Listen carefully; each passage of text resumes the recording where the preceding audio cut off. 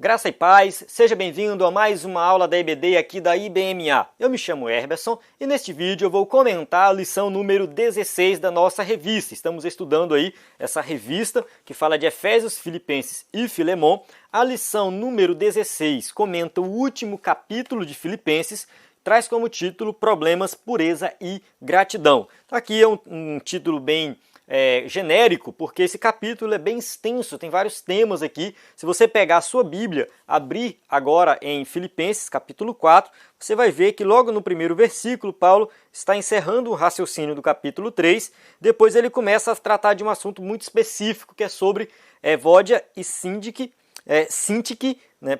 Evódia e Síntique, duas irmãs que provavelmente tinham algum problema ali. Paulo vai solucionar, tentar propor uma solução para esse problema ali, esse conflito. E aqui nós vamos aprender sobre conflitos na igreja. Existem divergência entre os cristãos divergem entre si em alguns tópicos, dentro da Bíblia e fora da Bíblia, sim.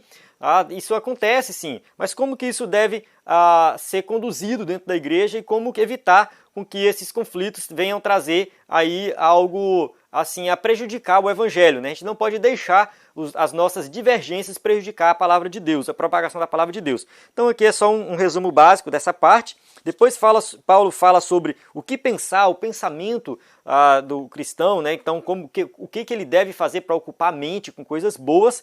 E por último, Paulo fala de gratidão por ofertas que ele recebeu ali dos irmãos e vai falar das dificuldades que ele passou, então das circunstâncias. Ele vai mostrar que a sua alegria não está relacionada às circunstâncias externas, mas em Cristo Jesus. É uma carta que fala muito de alegria e, claro, aqui nesse capítulo 4, Paulo vai falar bastante desse tema. Então, vamos começar aqui a nossa lição. Eu vou usar a revista, mas eu vou focar também dentro do texto bíblico em si, tá? Eu vou enfatizar mais o texto bíblico em si. Essa lição não é a última lição ainda, porque tem a lição 17, que vai comentar aí, no caso, Filemon, né? Então, Filemon é bem curto, é só uma lição, mas eu já faço o convite para você continuar assistindo as aulas que vai entrar depois da última lição. Então, essa lição não é a última, é o último capítulo de Filipenses, mas a revista em si ainda tem Filemon.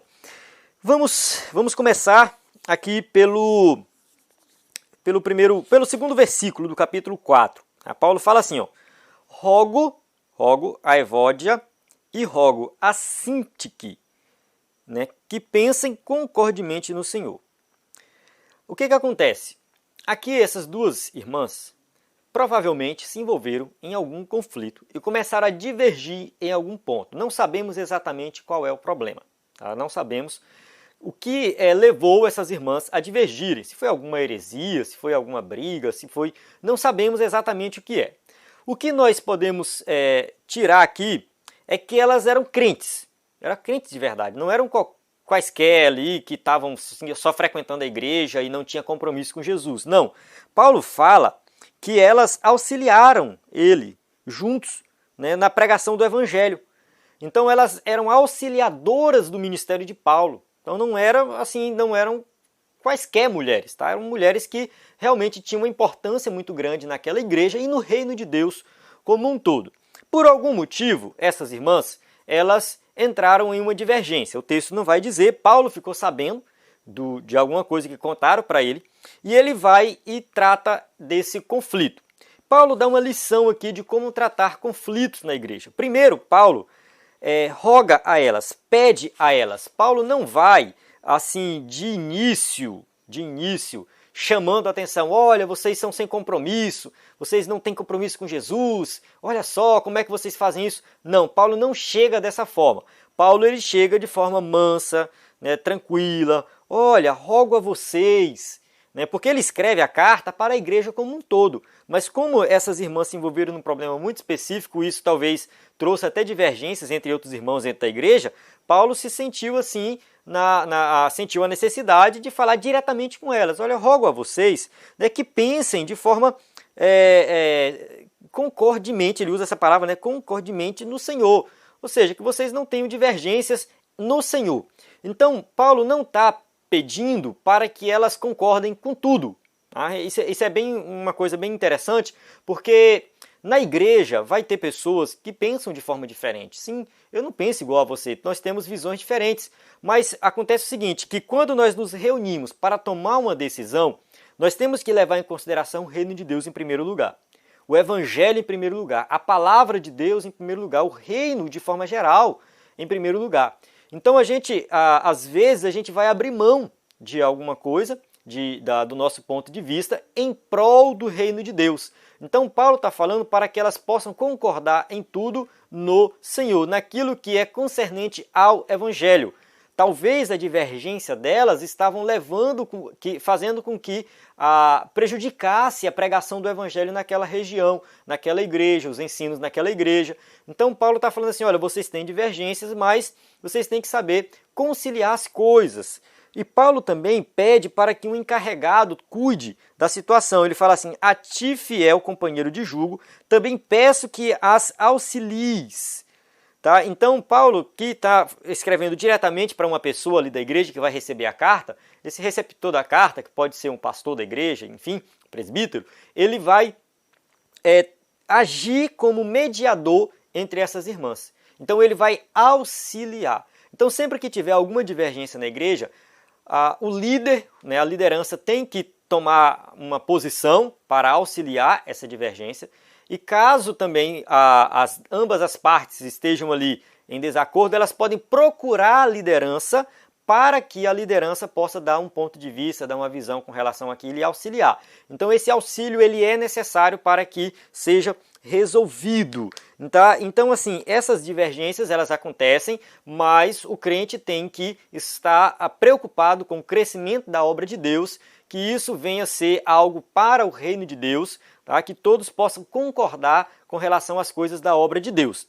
Então, né, Paulo não está pedindo para todo mundo pensar igual, não é isso, mas é fazer sacrifícios em prol do reino de Deus, para que não haja divergência e não haja escândalo também, né? Porque senão os de fora vão olhar e falar assim, até os crentes estão brigando lá, né? O que eu vou caçar lá dentro? Então não é bem assim que as coisas devem acontecer, né? A gente tem que fazer tudo de tal forma que dê exemplo até mesmo para os de fora.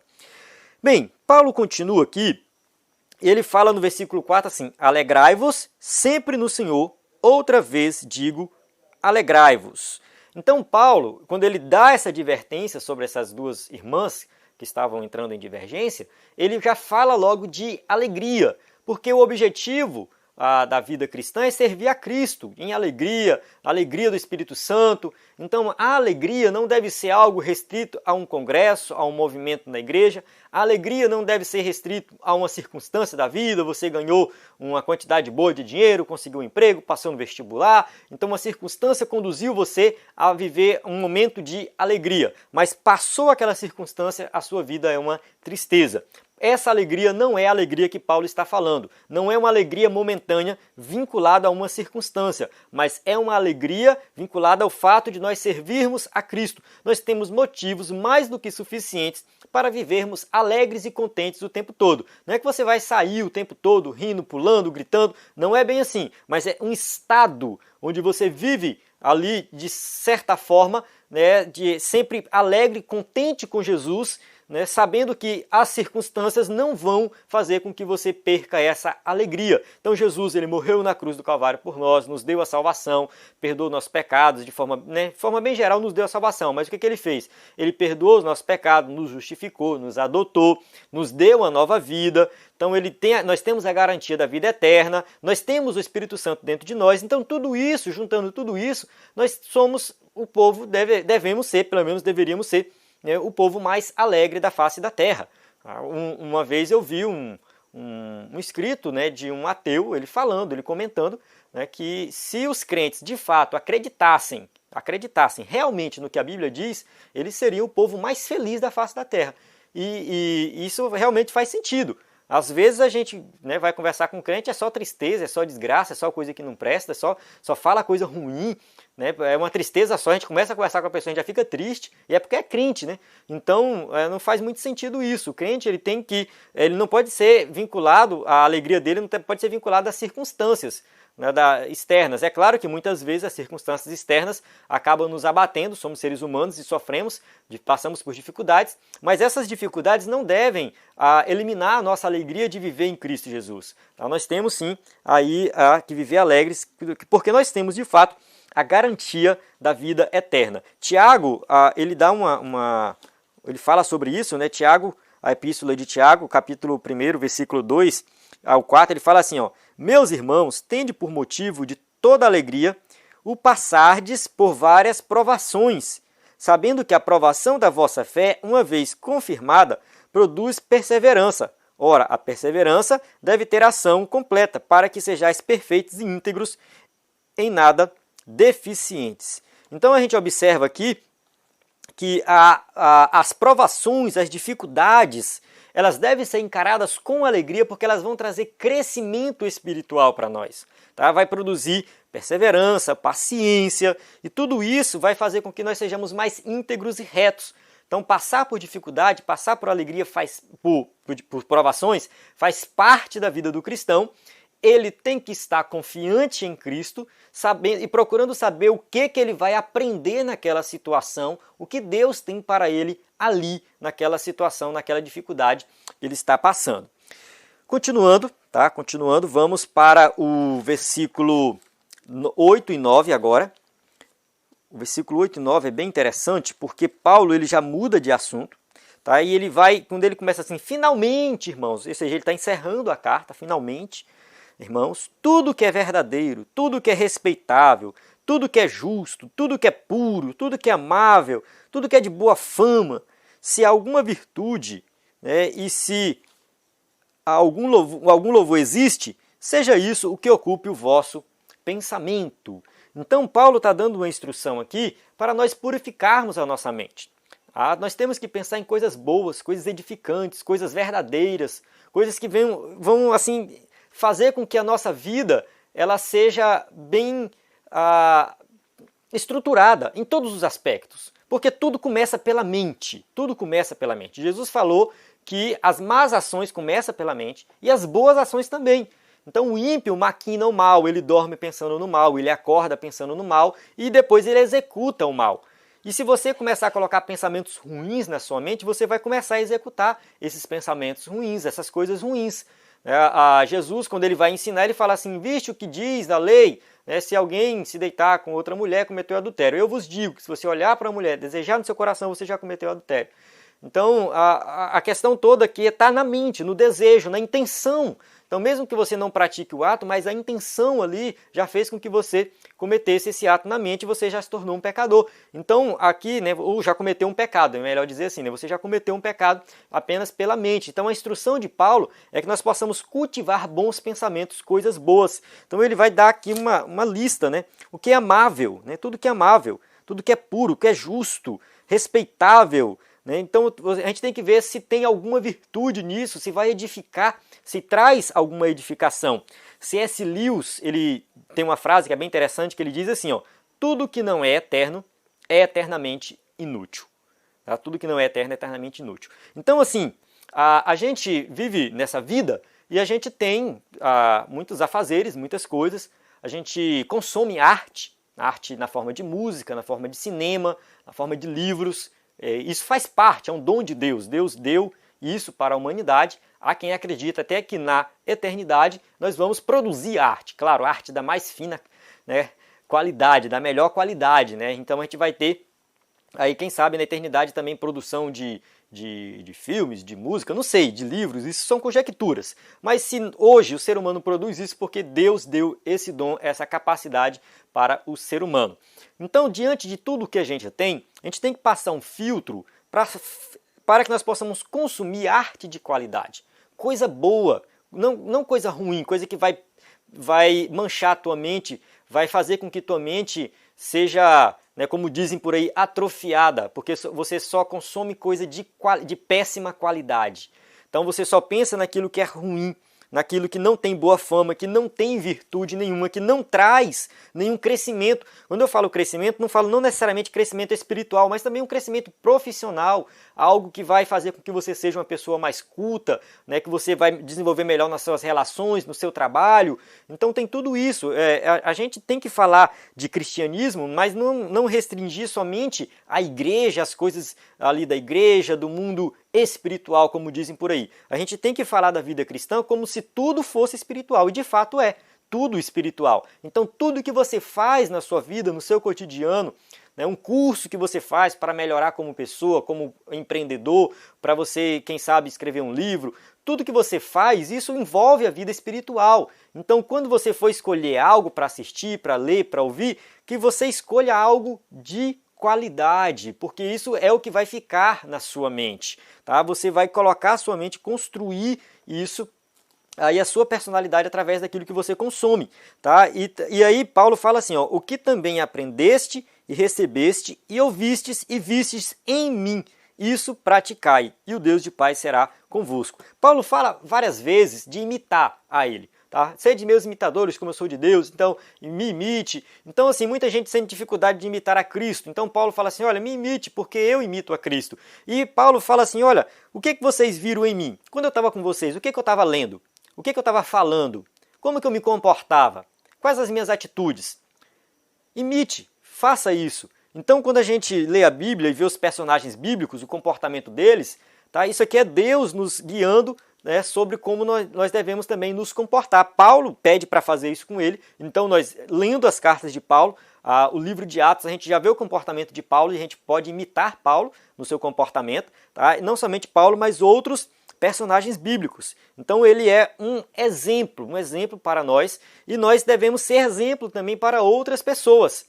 Eu li um livro sobre pregação e o pregador falou sobre isso, nessa questão do exemplo, e ele disse que uma pessoa chegou para um crente, né, eles eram colegas de faculdade, né, moravam naqueles alojamentos da universidade, e aí um era ateu, né, e o outro crente, e o ateu falando para o crente, falou assim, eu não acredito que o crente tem um comportamento diferenciado, eu não acredito que é diferente, porque a minha família, ninguém acredita em Deus e todo mundo é muito bom, todo mundo pratica boas obras, todo mundo tem um bom comportamento, então eu não vejo um diferencial, né, o fato da pessoa ser crente. Começou a criticar. E aí o que era crente falou assim, eu te faço um desafio, fica comigo, uma semana, anda comigo, dorme no mesmo horário que eu durmo, acorde no mesmo horário que eu acordo, anda comigo, vá na sala de aula, no supermercado, onde eu for. Depois de uma semana, se tu não vê diferença, eu rasgo a Bíblia e deixo de acreditar em Deus.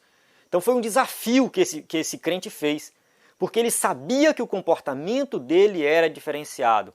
Porque tudo que ele fazia, tudo que ele pensava, ele só fazia coisa que era agradável, que era de boa fama, que trazia edificação. E se aquele ateu topasse o desafio, ele ia ver a diferença. Aquele ateu não topou o desafio, não sei qual foi o desfecho da história, o escritor que colocou a história lá não concluiu nesse sentido, né? Ele parece que até mesmo ele não sabe o que aconteceu, mas aquele ateu não topou. Mas se ele tivesse topado o desafio, com certeza no final ele ia ver que tinha uma diferença. Então Paulo assegura isso, que a vida dele era diferenciada, por isso ele pede para que os outros imitem, e nós devemos fazer a mesma coisa, devemos crescer na vida espiritual para que possamos chegar nesse nível de chegar para um novo convertido, para alguém, para um ímpio e falar assim, observe o meu comportamento, para você ver como ele é diferenciado, não porque nós temos alguma capacidade, mas porque Cristo está em nós, né, o Espírito Santo está em nós. Paulo fala assim, não vivo mais eu, mas Cristo vive em mim. Lá em Gálatas ele cita, ele fala, não lembro agora o capítulo, o versículo, mas ele fala assim, eu não vivo mais, é Cristo que habita em mim, o meu comportamento é diferenciado por causa de Cristo, não por causa de mim mesmo. Certo? Continuando, agora vamos para o terceiro tópico, onde Paulo fala de gratidão diante de alguma circunstância, de uma situação que ele recebeu uma oferta dos irmãos. Então ele recebe uma oferta. Paulo não era aquele pregador explorador que vivia pedindo oferta para que ele pudesse se enriquecer, guardar dinheiro. Ele evitava, na verdade, pedir. Paulo, ele construía tendas, ele optava por isso. Tá? Tem algumas igrejas que ele fala isso, que ele fala assim, que por isso ele trabalhava dia e noite para que ele não fosse pesado à igreja. Tá? Então, algumas igrejas que eram um pouco mais arrogantes, Paulo nem sequer tocava no assunto de dinheiro com eles. Tá? Outras igrejas, no caso da igreja de Filipenses, é diferenciada. A igreja ali da cidade de Filipos, a cidade de Filipos, na verdade, é uma cidade que estava passando por muita dificuldade financeira, a cidade como um todo, uma crise financeira muito grande. Os crentes daquela cidade eram crentes que estavam passando por dificuldades financeiras e mesmo assim eles ajudaram Paulo financeiramente. Ele fala assim, ó, alegrei-me sobremaneira no Senhor, porque agora, uma vez mais, renovastes a meu favor o vosso cuidado. Né, o versículo 10. O qual também tinhas antes, mas vos faltava oportunidade. Então, ele diz assim, ó, digo isso não por causa da pobreza, porque aprendi a viver contente em toda e qualquer situação. Então Paulo fala assim, ó, eu estou contente, muito contente no Senhor, ele fala no Senhor, porque vocês me ajudaram, contribuíram comigo financeiramente. Né? Ele vai falar assim, ó, bem aqui no versículo 15. E sabeis também que vós, filipenses, que no início do evangelho, quando parti da Macedônia, nenhuma igreja se associou comigo no tocante a dar e receber, senão unicamente vós outros. Então, no início do ministério de Paulo, nenhuma outra igreja se prontificou a ajudar Paulo financeiramente, somente eles. Tá? Somente eles tiveram essa iniciativa. Mas Paulo está dizendo isso não porque ele gosta de dinheiro e quer receber mais dinheiro. Porque aqui no versículo 11 e 12 ele fala assim, ó, eu sei passar dificuldade, e sei viver em abundância. Eu sei passar fome e sei ter muita comida. Então Paulo ele vai falar assim que em todas as situações, em todas as circunstâncias, ele tem experiência de fartura, né, de fome, enfim, de abundância, de escassez. E aí no versículo 13 ele fala, tudo posso naquele que me fortalece. Esse versículo ele é usado de forma muito errada por aí, muitas pessoas interpretam esse versículo da forma equivocada, né? Tudo posso naquele que me fortalece, então eu posso, sei lá, pular de um prédio, eu posso, né, fazer qualquer coisa que Deus está me fortalecendo. Não é bem assim. O que Paulo está falando é assim, se eu sei passar dificuldade e sei ter abundância, né, sei da mesma forma que eu tenho sobrando, às vezes eu vivo na escassez e isso para mim não é nenhum impedimento, eu consigo viver bem nas duas situações, então eu tudo posso suportar naquele que me fortalece. Então ele suporta qualquer situação, tanto a situação boa como a situação ruim, em Cristo.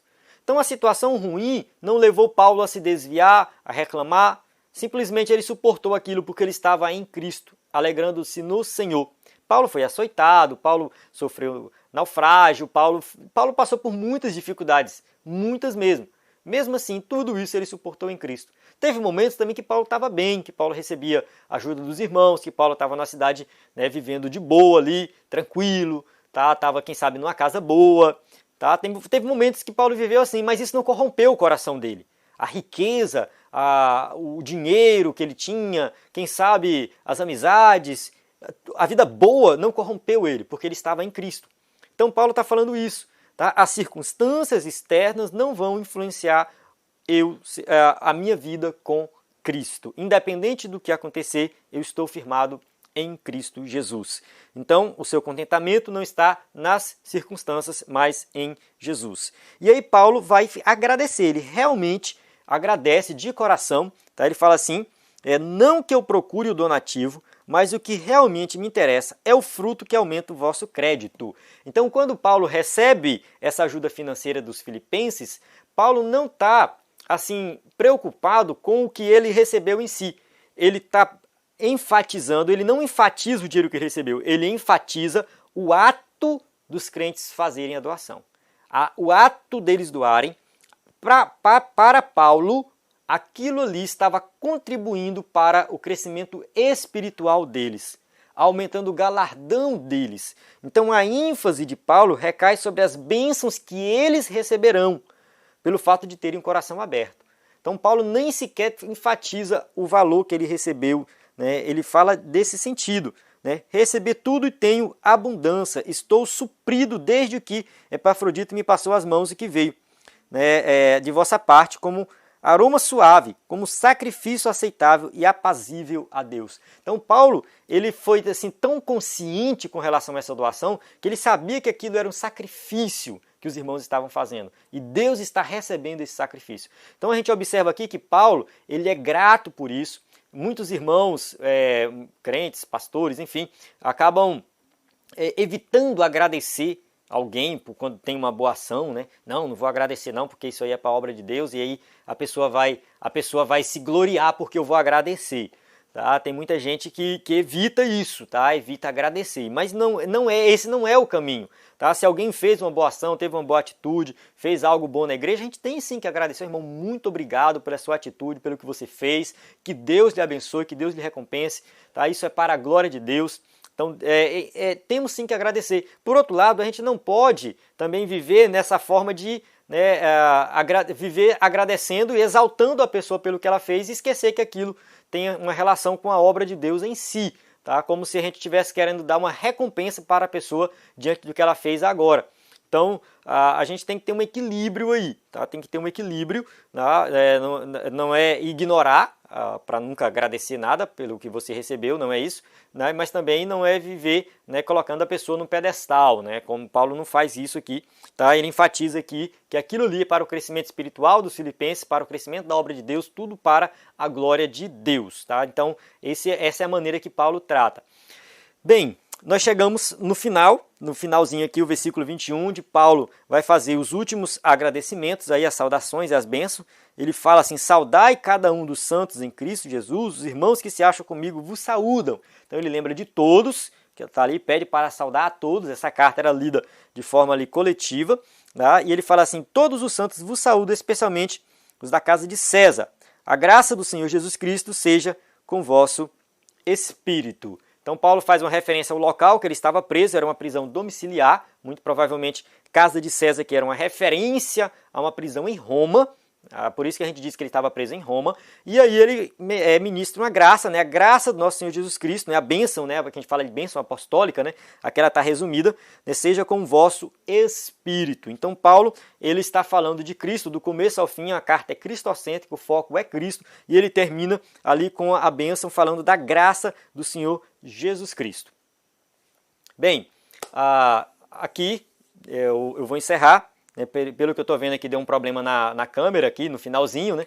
E não vai dar para filmar o finalzinho, mas chegamos na nossa conclusão, né? Pelo menos o áudio está aí para você escutar. Então nós chegamos na nossa conclusão, que nós possamos aí, né, aprender mais com essa carta, ler e reler essa carta, colocar em prática. Paulo traz ensinamentos riquíssimos aqui da parte de Deus para que a igreja atual possa viver de forma diferenciada. Então você que quer servir a Jesus, né, de forma a ter resultado mesmo na vida cristã, de forma geral, estude bastante a Bíblia, coloque em prática, né? Paulo traz esses ensinamentos aqui, principalmente quando ele fala da questão da mente, da purificação da mente, pensar naquilo que é bom, que é edificante, e é assim que nós devemos viver a vida cristã. Amém? Então, eu encerro aqui. Graça e paz. Até a próxima aula.